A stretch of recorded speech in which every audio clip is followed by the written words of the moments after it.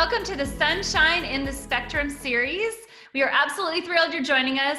We're doing a few episodes on autism and corona, so hopefully we're gonna have some great tips for you today. I'm Julie Hornok with United in Autism. And I am Dr. Regina Crone. I'm the founder of Therapy and Beyond. So, and I'm also a behavior analyst. So kind of trying to bring a behavioral approach to some tips that you can do while you're confined in your home for the next few weeks. And so we're going to talk about some things that are must-haves to really make this time work. And one of those things are reinforcers. And we talk about that in the light of you need motivation, right? We all need motivation to do what we want to do. And with our kids, it's no different. They need motivation. They need a purpose. They need a reason for why they're doing what they're doing. Yes, so we're going to talk today on this episode about reinforcers. We'll go over some good ideas for reinforcers. We'll go over some new ideas, out of the box thinking for kids that don't necessarily have easy reinforcers, and then we'll show you exactly how to use them in your home. So the first thing is think about having what we're calling is a little hobby box. And this hobby box is all made up of things that are kind of restricted to being only something that I give or the mom or dad or parent can give.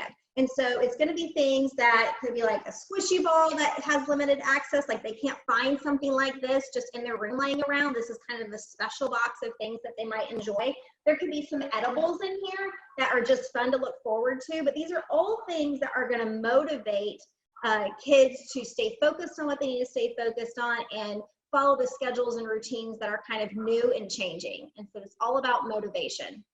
So I feel like I have heard from a lot of parents that my kid has no motivation, zero. There's not one thing in the world that I can use to get them to do what I want them to do. So what help can you bring to those parents? Okay, so your kid, that doesn't mean they don't have a motivation. What that means is that what their reinforcers are not obvious. They're not squishy balls. They're not these like light up toys that are easy to kind of do, or doing a game or something that would be typical, right? That we're used to seeing in like a toy. So don't limit yourself and think it has to be like a traditional toy. It could be something like string. String might be their motivation, might be their reinforcer that we're going to use. We have kids that like shiny objects, right? Maybe it's a kid, we're introducing them to like a kitchen spoon and this has reflections in the light. So you can put your hobby box with unique things.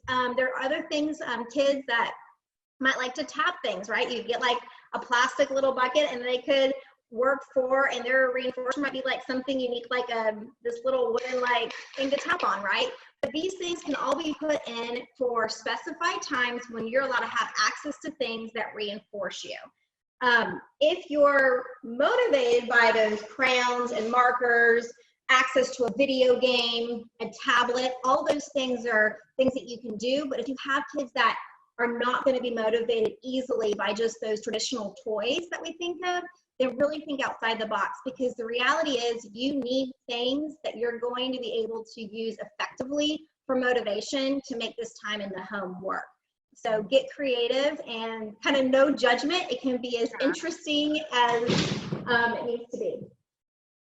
So I would just encourage parents, if you think your child has no motivators, to really just sit back and look at them in a different way. Like sit back on the couch and watch what they do. Whatever they are doing, that is what you need. That is the reinforcer. So I remember when my daughter was little and really had none, and she loved to script. And she would script an entire Dora the Explorer movie just in a whole sitting. And so I would playfully interrupt her and require her to do something, and then her motivator was to go back to scripting when we were done. So I would have maybe a minute of, hey, do this, hey, do this, and she would, and then she'd have to go back, and she would literally pick up right where she left off with her script.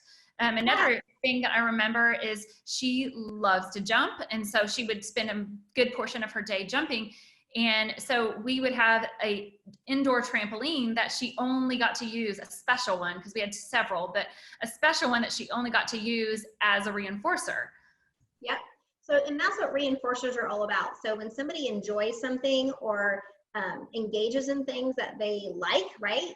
to be motivated by those things, are they usable for reinforcers, tells us that someone's willing to do something to gain access to them. So the first thing you have to do is observe, like you said, like what are they enjoying? What do they engage in often, right? That tells us what they're interested in. And then the second thing is this something that I can restrict, or special, kind of like you said, a special trampoline or a special something that makes now this is something that they get special access to, which allows them, makes it motivating to complete the work or do those things. I want to point out something that because we're in our homes and we're at home more often, we probably are using technology a lot. And one of the struggles that I'm hearing from families is taking this tablet away. And it becomes very stressful to remove it from your child because behavior starts, right? And so here are some quick tips on how to transition away from technology, especially if you're using it as a reinforcer, right? You want to have to get it back at some point. That becomes another problem, right? When you give somebody access to something that they love and they got it, taking it away now can become a challenge. And so here's two things you can do. Number one, just a reminder, many of these devices have a way for you to time out how many minutes there are. So you can actually on the back end, make sure there's a 10-minute limit, or make sure there's a 30-minute limit or an hour limit. Whatever you're giving this to, you can go on the backside and usually put, I'm allowing them to have 30 minutes or timed out. So it kind of goes dead and you have to go charge it, right? That's kind of what all of our kids are always like, charge it. But it's not actually run out after hours. And so I think that's a really just quick tip, is make sure you're using all those features in the background to give a quick way for it to close it on its own, because then they bring it back to you usually to have it plugged in or charged or put back so they can use it later. And so that's a great way to use that. The second thing you can do is think about a transition. When I'm asking them to give and deliver something they love to me, I want to make sure that the next thing that follows isn't, now let's go do your chores, now let's go take a bath, now it's time to do something schoolwork, right? We want to have a transition that is, they give this to me and then I follow with another reinforcer, one that is not tangible. And that might mean a hand game or tickles or some kind of fun interaction that's reinforcing to them. What about like, would food fit in that category? Because it's edible, yes, and then it's gone. That is a great example. So for some of our kids, this is going to be so hard to get out of their hands without problem behavior that you're going to dive into. But what I could say is, hey, give me this, and then guess what? You get 4 jelly beans. If you do it without problem behavior. And that's a great way to transition, because those jelly beans are gone.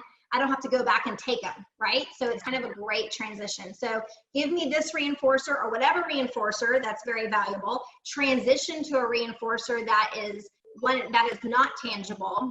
But again, just going back to the transitions are so important, and the less we can make them not a struggle, the more effective we're going to be long term. So.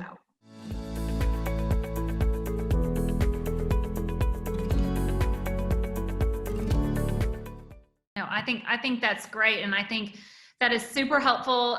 So one of the other things you had mentioned was then turning it into like maybe a token system. Could you go over that system real quick?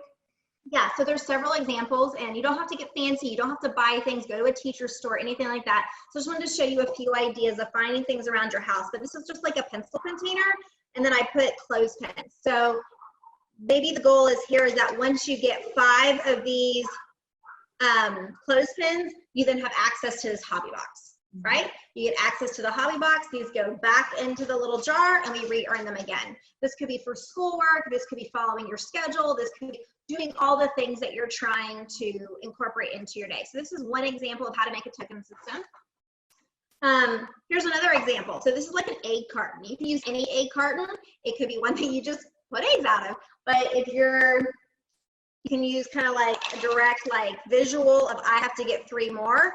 So this is a little bit easier for someone to see, okay, I only have 3 left before I get to go to the hobby box. And that can be really encouraging for a lot of our kids. So that's just an example for this one.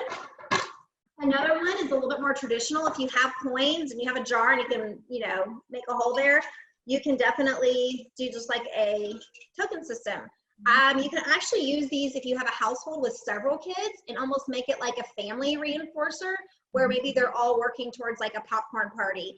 And you can give these for siblings. Like if you go take your your sibling out, the learner, when you're trying to manage all the behavior, if you go jump on them with the trampoline for 10 minutes, right, brother or sister, then guess what? The whole family is going to benefit by getting 4 of these, and we're working towards a popcorn party or a Sunday night. So some of this can be incorporated so that there's some of that team culture going on in your own home. I would say that's a really good point with the siblings, because I have noticed a lot of resentment whenever you start doing this kind of program and it's successful, and you really do for your kids with autism, you make the rewards big at first because they have to understand the system. So it's really important to set up some kind of super easy token system for your other kids so that there's no resentment there, because I've found that to be extremely important, and their motivators are usually, and reinforcers are easier to find usually. Yeah, and everybody, you know, seems to like the whole snack idea of like work for a special snack or something. Yeah. And then they kind of work together, and they can even reinforce each other through these by saying, hey, thanks, I saw somebody doing something nice or whatever. So you can kind of just create that little culture, classroom-ish feel in your home, which can be helpful. And then here's just, if you don't have other fancy items, you know, if you have a cup and you have straws, this is another one. So here's the straws, here's the cup. Again, just kind of placing those in as we're going through. It's kind of a countdown visual to when we're going to have access to this hobby box. And so those are just some examples of ways that you can incorporate this into your everyday home. And really, motivation and reinforcement is, I cannot stress enough, is essential for our kids to be motivated to get through this time as they are having to learn all these new routines and what they're doing. So remembering that reinforcement is important, and having it prepared is really helpful. Yeah. Okay. So I want to just recap. Basically, first, you need to start by watching your kid and watching in a different way to figure out what they're into. And it doesn't matter what they're into. You can use that as a reinforcer. And then next, you need to start really simple, like one thing, I'm going to give you this when you do this.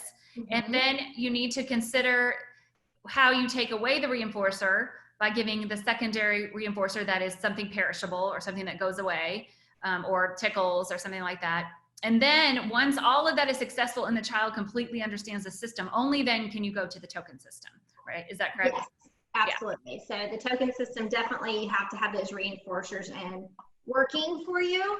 And then we want to make sure they're understandable systems for sure. Okay, well, that is great. Thank you so much for this information. It was super helpful. And I just want to let you know out there that if you have questions, you can post them below this video, and I will tag Dr. Crone, and she will be happy to answer any questions you may have. So thank you so much for joining us. We'll see you next time.